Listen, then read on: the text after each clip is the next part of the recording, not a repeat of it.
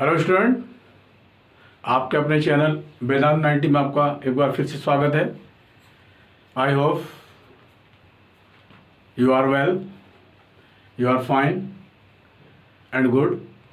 आप सभी अच्छे होंगे, स्वस्थ होंगे और बेहतर होंगे।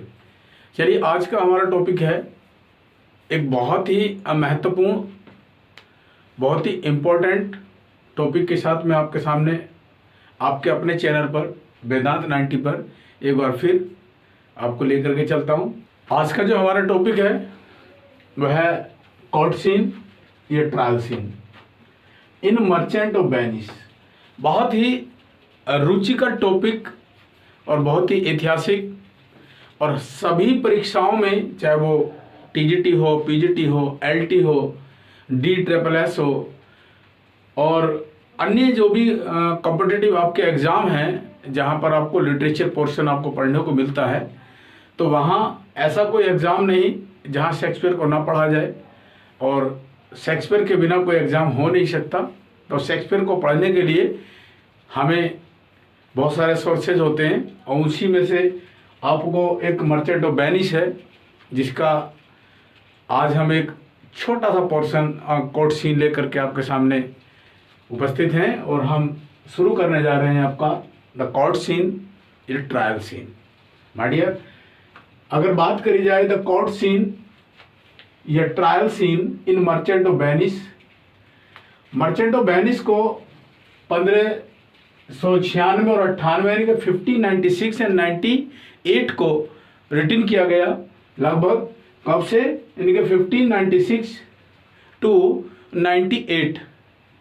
और ये जो हमारा कोर्ट सीन जो देखने को मिलता है मर्चेंट ऑफ वेनिस में, जब मर्चेंट ऑफ वेनिस को आप पढ़ते हो, उसकी स्टडी आप करते हो, तो मर्चेंट ऑफ वेनिस में आपको एक्ट 4 और सीन फर्स्ट में आपको कोर्ट सीन पढ़ने को मिलता है, जहां पर एक मुकदमा चलता है।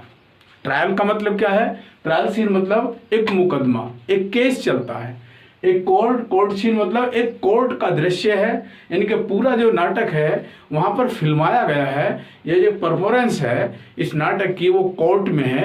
एक मुकदमा जो चलता है, और मुकदमा किनके भी चलता है आपको बेहतर पता है, शाइलॉक और एंटोनियो। और कोर्ट के सामने ये मुकदमा पेश किया जाता है, और उससे हम आज एक्सप्लेन करने जा रहे हैं। चलिए, ये कहाँ देखने को मिलता है आपको?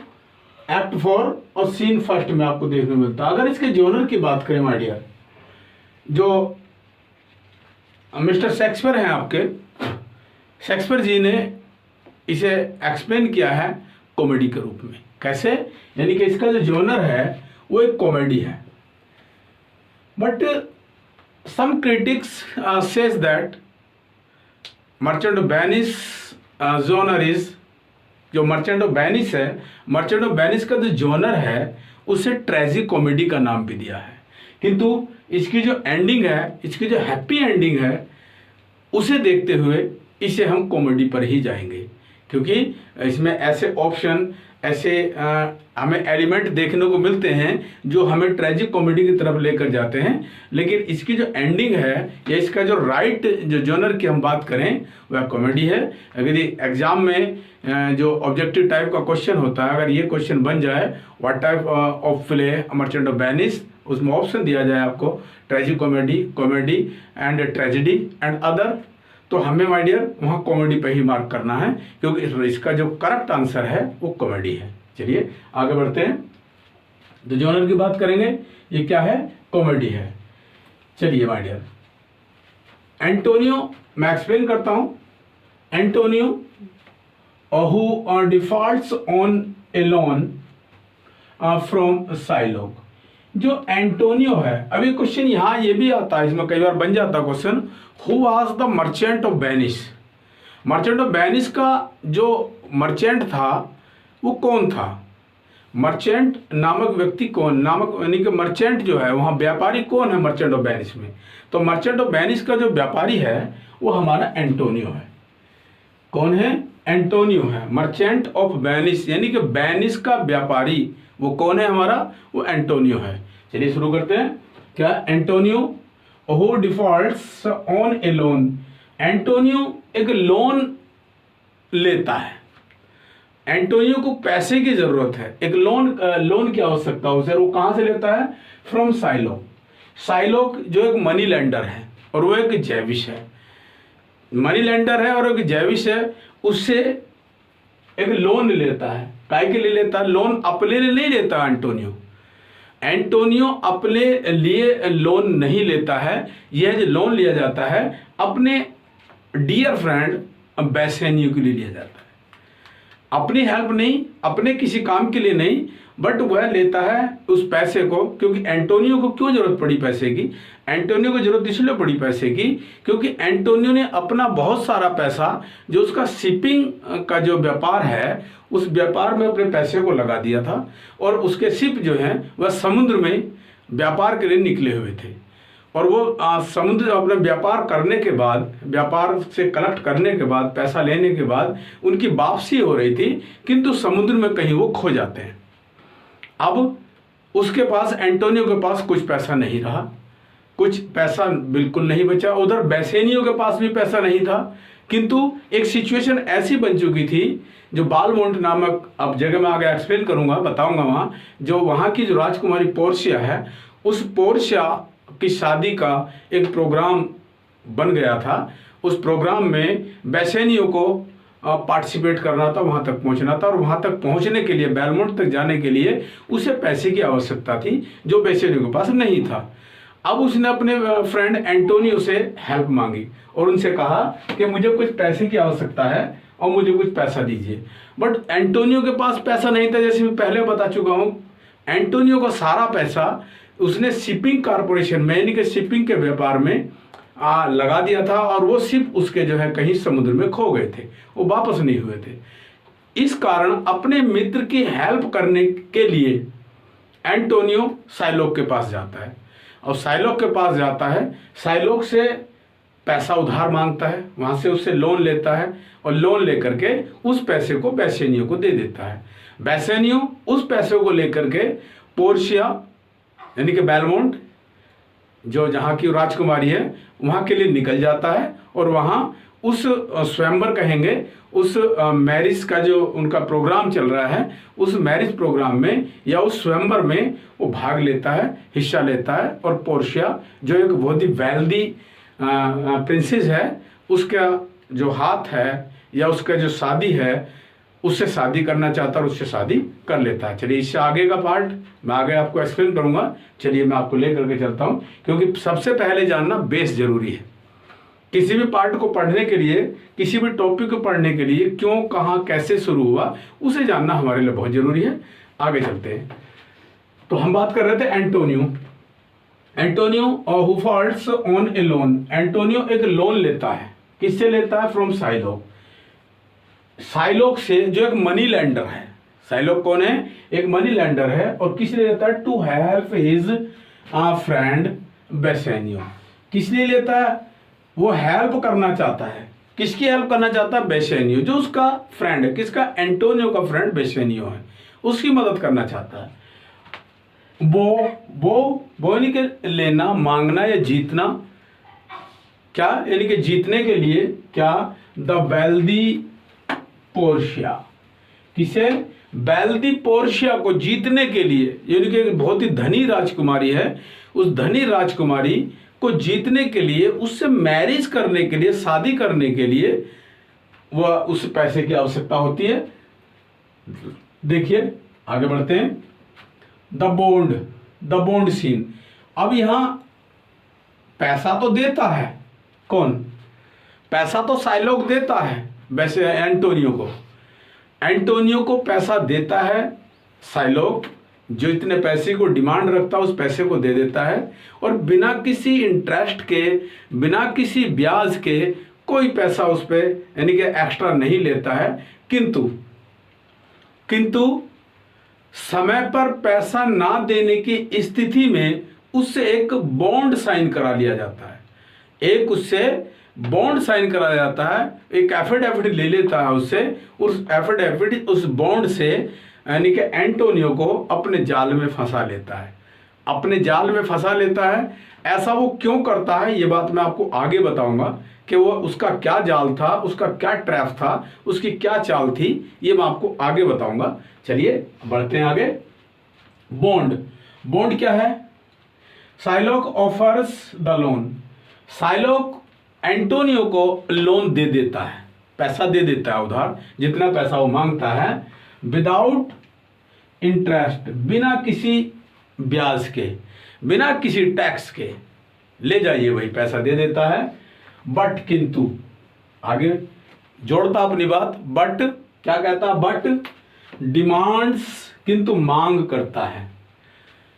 क्या मांग करता है? किंतु मांग करता है एक विक्रूल पेनल्टी, एक बहुत ही क्रूर निर्दयी पेनल्टी लगाता है। इंटरेस्ट नहीं लूंगा, टैक्स नहीं लूंगा, एक्स्ट्रा पैसा बिल्कुल नहीं लूंगा, बस एक पेनल्टी उस पर लगाता है, एक जुर्माना देता है उसे। और जुर्माना क्या होगा? चलिए बढ़ते हैं आगे। पेनल्टी, इफ एंटोनियो फेल, यदि एंटोनियो फेल हुआ, यदि एंटोनियो असफल हुआ, कहां पर असफल हुआ? To repay, to repay, repay यानी कि वापस करने के लिए, यदि वापस करने में, यदि वह फेल हुआ, उस पैसे को वापस करने में एंटोनियो फेल हुआ, तो क्या होगा? द मनी, उस पैसे को, कहां पर? ऑन टाइम, ऑन टाइम, समय पर। माय डियर, यहां पर एक पॉइंट बनता है, ऑन टाइम और इन टाइम, इसका बड़ा मैटर है। आप कई बार देखते हो इन टाइम और ऑन टाइम की बात अगर हम करें, चलो मैं 1 मिनट लूंगा यहाँ, जब ये वर्ड आया है तो उसे एक्सप्लेन करना मेरी जिम्मेदारी बनती है। कैसे? यानी कि ऑन टाइम की अगर हम बात करेंगे, ऑन टाइम और इन टाइम, ये आपको फ्रेज मिलेगा पढ़ने को कई बार। तो ऑन टाइम का मतलब क्या होता है? मान लीजिए हमने किसी से मिलने का प्रोमिस या किसी से पैसा उधार लिया, हमने बैंक से पैसा उधार लिया और हमने कहा कि आपको यह पैसा 30 दिसंबर 2025 तक, यानी कि 2025 30 दिसंबर, सुन लीजिए, यानी कि 30 जो हमारा दिसंबर है, 30 दिसंबर तक मैं आपको पैसा ये वापस लौटा दूंगा। तो मेरे पास ये टाइम बचता है कि क्या, कि मुझे 30 दिसंबर तक, 30 दिसंबर के लास्ट डेट तक अगर इस पैसे को देता हूं तो ये माय डियर ऑन टाइम होगा। और यदि मैं बात करता हूं, इस बात को ये बोला जाता है कि 30 दिसंबर से पहले मैं तुम्हें पैसा दे दूंगा। क्या बोला मैंने? 30 दिसंबर से पहले, यानी कि 30 नहीं होने दूंगा, 30 दिसंबर से पहला तुम्हें रिटर्न करूंगा।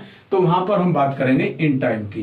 तो ये हो सकता है आपका 28 हो सकता है, 29 हो सकता है, बट माय डियर 30 नहीं हो सकता। जब इन टाइम की बात करेंगे तो 30 नहीं होगा। 30 कब होगा? ऑन टाइम पर, 30 दिसंबर को, यानी कि मेरे पास 30 दिसंबर का पूरा, यानी कि 12 घंटे या मान लीजिए कि पूरे 24 घंटे मेरे पास हैं, जब तक, यानी कि 12 o'clock तक मैं बात कर सकता हूं, जब तक 30 का पीरियड चल रहा है, घड़ी जब तक, यानी कि 31 या 1 नहीं दिखाती, जब तक मेरे पास समय है, मैं अपनी उस बात को पूरी कर सकता हूं। बट यहाँ इन टाइम की अगर हम बात करते हैं तो 30 तक मुझे नहीं जाना है, मुझे 27 हो सकती है, 29 हो सकती है, बट 30 नहीं हो सकती। तब हम इस पर, यानी कि इन टाइम की बात करेंगे। चलिए आगे बढ़ते हैं। ये मुझे पॉइंट यहाँ पर मिला तो मैंने एक्सप्लेन किया। आगे बढ़ते हैं। इसमें क्या देखिए क्या हुआ, इसमें बोला उसने ऑन टाइम, उसने बात की कि मुझे पैसा कब चाहिए? ऑन टाइम चाहिए। एक जो आपने मुझे निर्धारित समय मुझे दिया है, मुझे उस डेट को पैसा चाहिए, ऑन टाइम पैसा चाहिए। और यदि नहीं देते हो तो एक उसने पेनल्टी लगा दी है। तो पेनल्टी क्या होगी? सुनिए क्या कहता है, ही मस्ट गिव साइलोग, क्या करेगा? यानी कि ऑन टाइम, और he must give Shylock a pound of his own, देखिए क्या, Shylock a pound of his own flesh. ये शर्त है उस कोर्ट की, उस बॉन्ड में ये बात लिखी गई है। यदि माय डियर यहां हम बात करें कि साइलोक ने बोला कि मेरे को कोई टैक्स नहीं चाहिए पैसे पर, कोई मेरे को ब्याज नहीं चाहिए पैसे पर, मेरे को कुछ नहीं चाहिए, लेकिन जो मुझे आप टाइम दे रहे हो उस समय पर यदि तुमने मुझे पैसा नहीं दिया तो मुझे क्या चाहिए, मुझे आपकी बॉडी से 1 पाउंड मांस चाहिए। अगर आप मेरा पैसा मेरे निर्धारित समय पर नहीं देते हो, नहीं मुझे पहुंचाते हो, तो मैं आपकी बॉडी से 1 पाउंड मांस निकाल लूंगा। ये मेरी शर्त है, बाकी मुझे एक्स्ट्रा कुछ नहीं चाहिए। और इस शर्त को क्या होता, ऑफ हिज ओन फ्लैश, उसकी बॉडी से मुझे निकाल लेना है, मांस निकाल लेना है, ये मेरी शर्त है। और इस बात को एंटोनियो मान लेता है, क्योंकि एंटोनियो को पता था कि मेरे जहाज रिटर्न होने शुरू हो गए हैं, मेरा जो व्यापार का काम है उस व्यापार का पैसा मेरा आने ही वाला है, तो मेरे को डरने की आवश्यकता नहीं है। जैसी जहाज आएगा, जैसी पैसा आएगा, जैसी मेरा माल बिकेगा, वैसे ही मैं साइलोक को पैसा दे दूंगा और मैं अपनी शर्त को जीत जाऊंगा और पेनल्टी तक की कोई नौबत नहीं आएगी। लेकिन ईश्वर को कुछ और ही मंजूर होता है, जैसा हम चाहते हैं कार्य वैसे नहीं चलता। यानी कि जो हमारा जो क्या कहना चाहिए मेरे को, जो हमारा जो भाग्य है वो अपनी मर्जी से चलता है, हमारे हिसाब से नहीं चलता। अगर हमारे अपने हिसाब से चल जाए तो फिर क्या कहने, फिर तो आप समझ सकते हैं क्या होगा। तो आप चलते देखिए। लेकिन यहाँ एक सवाल बनता है, यहाँ एक क्वेश्चन बनता है, आखिर साइलोक ने एंटोनियो से ये शर्त क्यों लगाई, ये सवाल बनता है। जब हम पढ़ते हैं कोर्ट सीन को पढ़ करके हमें ऐसा लगता है कि जब ये शर्त लगी तो ऐसा क्यों लगा, क्या वास्तव में जो साइलोक है बहुत ही क्रूर व्यक्ति था, क्या बहुत बुरा व्यक्ति था? नहीं, ऐसा नहीं। इस कोर्ट सीन में, ट्रायल सीन में, या इस बॉन्ड सीन की अगर मैं बात करूं, खासकर बॉन्ड सीन में, इस बॉन्ड सीन में कहीं ना कहीं रिवेंज छिपा है, कहीं एक बदला है, और उस बदले की तलाश में, उस अवसर की तलाश में एक व्यक्ति था जिसका नाम साइलोक है, जो एक मनी लेंडर है।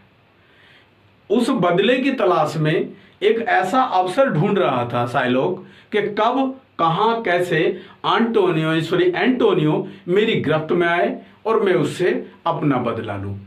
और बदला क्या है माय डियर, ये भी मैं आपको एक्सप्लेन करूंगा। बदला क्या है, देखिए यहां there was an old jealousy. यहां साइलोक के माइंड में एक ओल्ड जेलसी चल रही है, एक बड़ी पुरानी जो ईर्ष्या है वो कहीं उसके माइंड में बसी हुई है, और शायद एंटोनियो उस बात को भूल चुका है। एंटोनियो ने उस चीज को भुला दिया है, बट साइलोक के दिमाग में वो चीज बैठी हुई है, और साइलोक अपने किसी अवसर का, ऐसे मौके का तलाश में था कि कब एंटोनियो उसकी गिरफ्त में आए, कब एंटोनियो पर अपना वो बाढ़ चलाए। आज वो मौका आ गया। कौन सा मौका? जब एंटोनियो बेसेनियो के लिए, अपने मित्र के लिए, हेल्प के लिए अपने मित्र की साइलोक के पास जाता है और कुछ पैसे की डिमांड करता है, और जाकर के बोलता है कि मेरे को पैसे की आवश्यकता है, तो बोल देता है पैसा ले जाइए, किंतु समय पर नहीं दिया तो ये होगा। तो क्या था वो, देखिए there was an old jealousy, एक बड़ी पुरानी जेलसी थी साइलोक के माइंड में। कब? यानी कि बिटवीन किस के, बिटवीन साइलोक एंड एंटोनियो और साइलोक के दिमाग में एक बड़ी पुरानी जेलसी चल रही थी। और यूं कहें, सही बात तो कहने अगर, it is not bad to say, it is not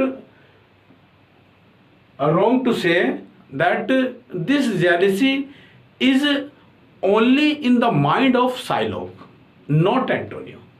ये जो जेलसी थी ये खासकर साइलोक के दिमाग में चल रही थी, न कि एंटोनियो के। क्यों? देखिए क्या थी। एंटोनियो कॉल्ड साइलोक, क्योंकि एंटोनियो ने साइलोक को कुछ दिन पहले या कभी बड़ी गालियां दी थी, बहुत गालियां दी थी। किसे? साइलोक को। क्या बोला?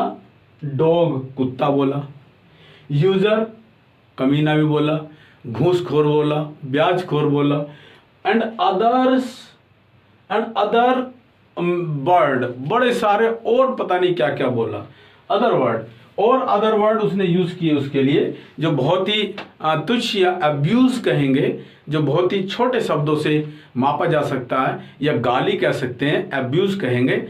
ऐसे वर्डों से दोनों के बीच में, एंटोनियो और साइलोक के बीच में एक बहस हुई और गाली गुप्तार हुई, और उसे एंटोनियो भुला चुका है या भूल चुका है, या कहें कहीं ना कहीं एंटोनियो की मजबूरी बनी कि वो साइलोक के सामने जाए और पैसे की डिमांड करे। किंतु उस जेलसी का, उस बदले का, उस रिवेंज का जो कीड़ा है वो साइलोक के दिमाग में कुलमुला रहा है। वो अभी जीवित है, उसके दिमाग में चल रहा है, और वो किसी अवसर की, किसी मौके की तलाश में है। जैसे ही उसे मौका मिला, अपने उस जाल में, उस ट्रैप में साइलोक ने एंटोनियो को फंसा लिया और 1 पाउंड फ्लैश की डिमांड उसने रखी, ना कि कुछ एक्स्ट्रा धन की या पैसे की, टैक्स नहीं। चलिए आगे बढ़ते हैं, आगे लेके चलता हूं आपको।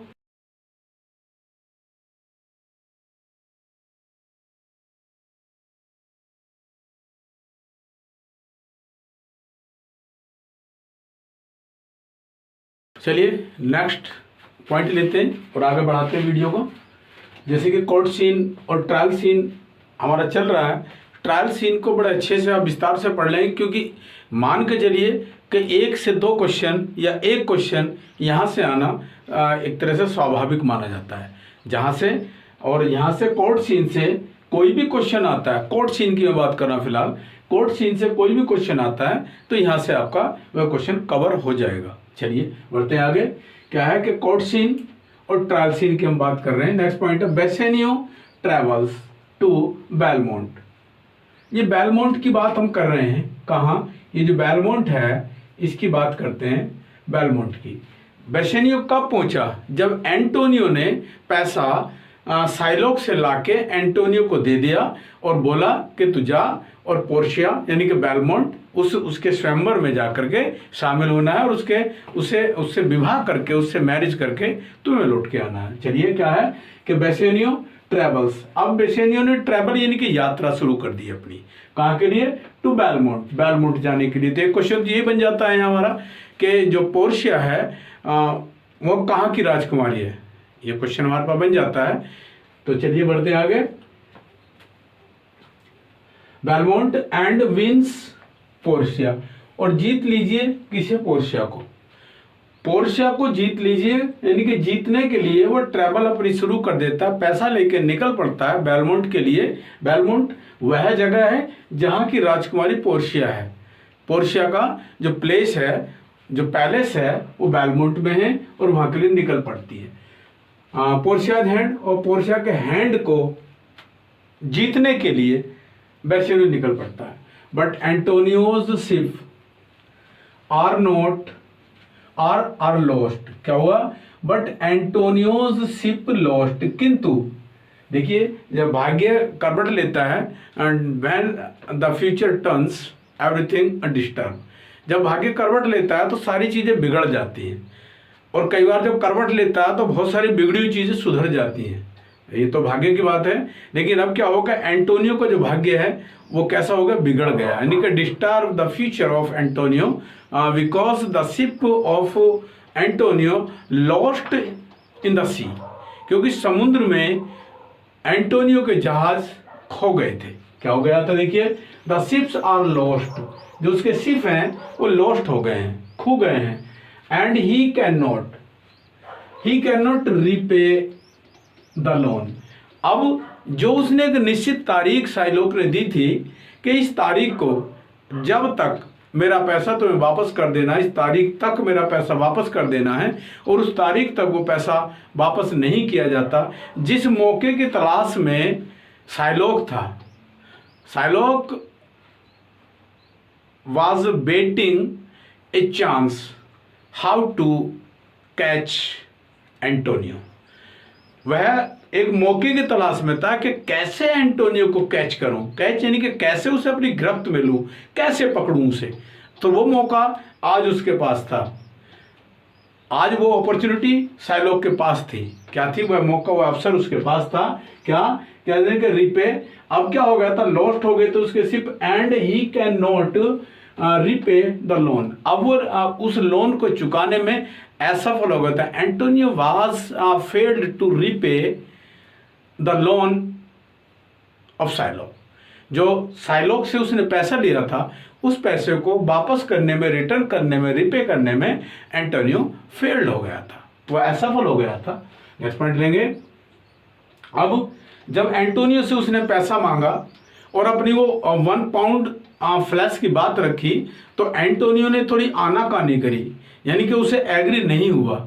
और जब एग्री नहीं हुआ, साइलॉक उस बॉन्ड के साथ, जिस बॉन्ड पर एंटोनियो के साइन थे कि 1 pound flash I will cut from your body if you do not return my money on time, यदि आपने मेरे पैसे को समय पर वापस नहीं करा, I will cut 1 pound of flesh from your body. उसे लेकर के कहाँ पहुंच जाता है, in the court of the king, राजा के दरबार में पहुंच जाता है और उस बॉन्ड को दिखाता है और उन दोनों को बुलवा दिया जाता है और वहां पर एक मुकदमा चलता है जिसे आज हम कवर कर रहे हैं, कोर्ट सीन को, ट्रायल सीन को। तो क्या होता है आगे देखिए। इन द कोर्ट ऑफ वेनिस, जो वेनिस का कोर्ट है, उस कोर्ट में साइलॉक उस बॉन्ड के साथ पहुंच जाता है। वो क्या कहता है, साइलॉक डिमांड, साइलॉक अपनी मांग रखता है, अपनी बात रखता है, क्या, that the terms of his bond, जो शर्तें थी उसके बॉन्ड की, जो शर्तें लगी हुई थी उसके बॉन्ड में, वो क्या, बी फुलफिल्ड। महाराज, जो शर्तें हैं बॉन्ड में लगी हुई, उन्हें पूरा किया जाए, जो मेरी शर्तें हैं उन्हें पूरा किया जाए, उस बॉन्ड को माना जाए, उस बॉन्ड के हिसाब से काम किया जाए, वो मेरी शर्तें पूरी की जाएं। राजा के सामने उस बॉन्ड को रखा और अब देखिए अब क्या होता है, जैसे राजा के सामने बॉन्ड पहुंचता है तो मुकदमा चल जाता है, केस चलता है, ट्रायल होता है और उस ट्रायल में एक इम्पोर्टेंट एंट्री होती है, बहुत ही इम्पोर्टेंट एंट्री होती है उसमें। और वो इम्पोर्टेंट एंट्री किसकी है, वाल्थेजर की। कौन है, वाल्थेजर। चलिए आगे लेते हैं इसे हम। Portia enters as a doctor of law. My dear, doctor of law एक वर्ड बोला गया, doctor of law. Doctor of law से मतलब क्या है, डॉक्टर ऑफ लॉ कौन है, एक लॉयर है। लॉयर एक वकील है, क्या है वो, एक वकील है। लॉयर की वो बात करता, वकील की बात करता। डॉक्टर ऑफ लॉ कौन है, कानून का जो डॉक्टर है वो कौन है, वो एक वकील है। उस वकील को हम डॉक्टर ऑफ लॉ के रूप से जानते हैं। एंट्री होती है विद लेटर, एक पत्र के साथ, ऑफ इंट्रोडक्शन, जो परिचय देता है, फ्रॉम मिस्टर बेलेरियो, जो लेटर दिया है मिस्टर बेलेरियो ने, वो उसका इंट्रोडक्शन देता है, उसका परिचय बताता है। क्या, पोर्शिया सेव्ड एंटोनियो। वहां पर ट्रायल चलता है, मुकदमा चलता है और पोर्शिया जो बाल्थेजर के रूप में डिस्गाइज है, डिस्गाइज रूप में, बाल्थेजर के रूप में एज ए वकील बनकर वो आई है पोर्शिया, और वहां जाकर के उसे रोक लेती है और उसके जीवन को बचा लेती है। माय डियर, क्या होता है, पोर्शिया सेव्ड एंटोनियो, एंटोनियो को बचा लेती है। एंड आस्क्ड, और उससे कहा जाता है, दैट द बॉन्ड, क्या बचाया कैसे जाता है, कैसे बचाती है, क्या, देखिए उसने कहा पोर्शिया सेव्ड एंटोनियो, पोर्शिया ने एंटोनियो को बचा लिया और उसने पूछा साइलॉक से, एक शर्त लगा दी, एक साइलॉक से सवाल किया उसने। क्या सवाल किया, दैट द बॉन्ड अलाउ, तेरे पास जो बॉन्ड है वो तुझे आज्ञा देता है, अलाउ करता है तुझे, किस चीज का, साइलॉक, यानी कि अलाउ साइलॉक, साइलॉक को अलाउ करता, अनुमति देता है, किस चीज की, no more than 1 pound of Antonio's flesh. जो बॉन्ड है तेरे हाथ में, जिसे लेकर के तुम इतना उछल रहे हो, यह बॉन्ड तुम्हें इस बात की अनुमति तो देता है कि एंटोनियो की बॉडी से 1 पाउंड मांस निकाल लिया जाए, लेकिन इस बात की अनुमति नहीं देता है कि तुम 1 पाउंड से 1.5 पाउंड निकाल लो या 1.25 पाउंड निकाल लो या 1 पाउंड से ज्यादा निकाल लो, इस बात की अनुमति नहीं देता है। माय डियर, अब बॉडी में से कैसे 1 पाउंड निकाला जाए, सवाल खड़ा हो जाता है यहाँ कि यदि उसने शर्त लगा दी ना 1 पाउंड से ज्यादा निकलेगा और ना 1 पाउंड से कम निकलेगा, अपना 1 पाउंड तो यहाँ से निकाल ले। अब कैसे निकले, यहाँ तो पेज फंस गया, और जब पेज फंस जाता है तो आगे क्या होता है, देखिए क्या होता है, यानी कि मोर, नो मोर, बिल्कुल ज्यादा नहीं होना चाहिए, देन 1 पाउंड, 1 पाउंड से ज्यादा नहीं निकालेंगे आप, ऑफ एंटोनियोस फ्लैश, एंटोनियो की बॉडी से, and not a drop of blood, body से मांस निकालते समय जब मांस निकालोगे आप, 1 पाउंड फ्लैश निकालोगे तो बॉडी से एक भी बूंद खून नहीं आना चाहिए, खून ना निकले, निकाल लो मांस बट खून ना निकले। तो ऐसा तो नेचुरली हो नहीं सकता, आप समझ सकते हैं, यहाँ तो केस फंस गया। अब क्या होगा, अब क्या होगा, अब साइलोक ने अपना केस वापस ले लिया, और क्या होता आगे, of blood after saved Antonio, Antonio को बचाने के बाद, वेसेनियो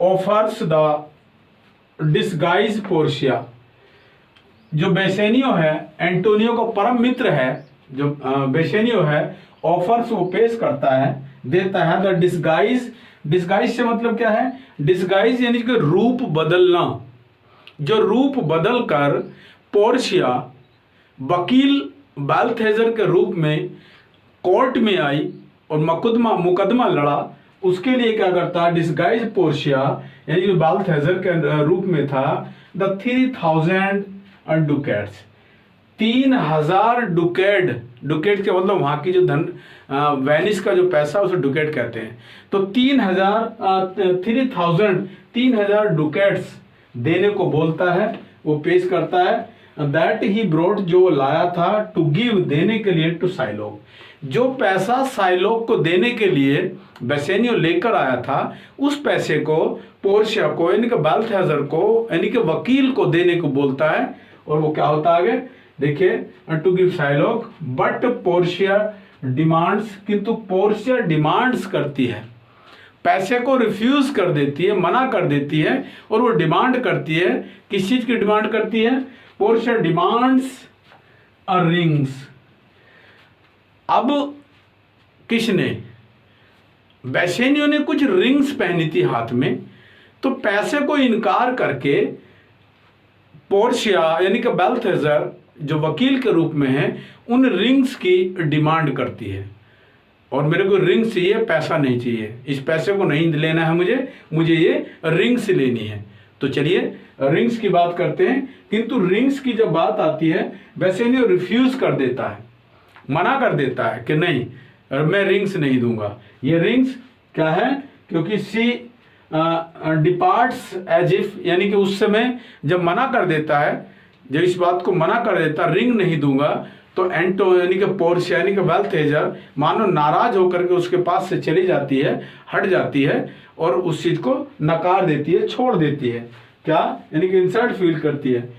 उस समय एंटोनियो बेसेनियो को कहता है टू गिव द रिंग, क्या बोलता है, to give the ring, ring दे दो, और उसे लौटा दीजिए। Bassanio sent Gratiano, Bassanio sent Gratiano किसके पास, पोर्शिया के पास, क्या कहता है, उससे बोलता है ग्रेटेनो, और आफ्टर हर, उसके साथ साथ उसके पीछे भेजता है ग्रेटेनियो को, और रिंग देने की बात करता है, और उसे रिंग देता है। किंतु लास्ट में क्या होता है, जब ये मामला इनका सुलझ जाता है, एंटोनियो की लाइफ बच जाती है, और पोर्शिया एक वकील के रूप में जो आई थी, उसने रिंग की डिमांड करती है, और रिंग उसे दे दी जाती है। बाद में खबर आती है कि एंटोनियो के जो जहाज समुद्र में खो गए थे, अब सब वापस आ गए हैं, लौट आए हैं, और उसका कोई नुकसान नहीं हुआ, वो फिर से एक बार धनवान हो जाता है। तो यहीं पर उसके जो है लाइफ के जितने भी प्रॉब्लम्स थी वो सॉल्व हो जाती हैं, और फिर से वो खुशहाल हो जाता है एक बार फिर से। चलिए माय डियर, आज हमने जो मर्चेंट ऑफ वेनिस में जो कोर्ट सीन था उसे हमने लिया, और उसकी बारीकियों को हमने पकड़ा, और थोड़ा एक्सप्लेन करके आपको बताया है। आपको जानकारी अच्छी लगी है, वीडियो अच्छा लगे तो लाइक अवश्य करें, और चैनल पे जो नए साथी आ रहे हैं, देख रहे हैं, चैनल को सब्सक्राइब करना बिल्कुल ना भूलें। लगातार बने रहिए, आपको ऐसी जानकारी, छोटे महत्वपूर्ण पॉइंट जो आपकी परीक्षा से संबंधित हैं, वो LT ग्रेड हो सकता है, आपका TGT PGT हो सकता है, DSSS भी हो सकता है, और अन्य जितने भी कॉम्पिटिटिव एग्ज़ाम हैं जहाँ पर लिटरेचर एक मुख्य रूप में रहता है, मुख्य भूमिका निभाता है, वहाँ से आपको मिलता रहेगा। चलिए, थैंक्स फॉर वॉचिंग।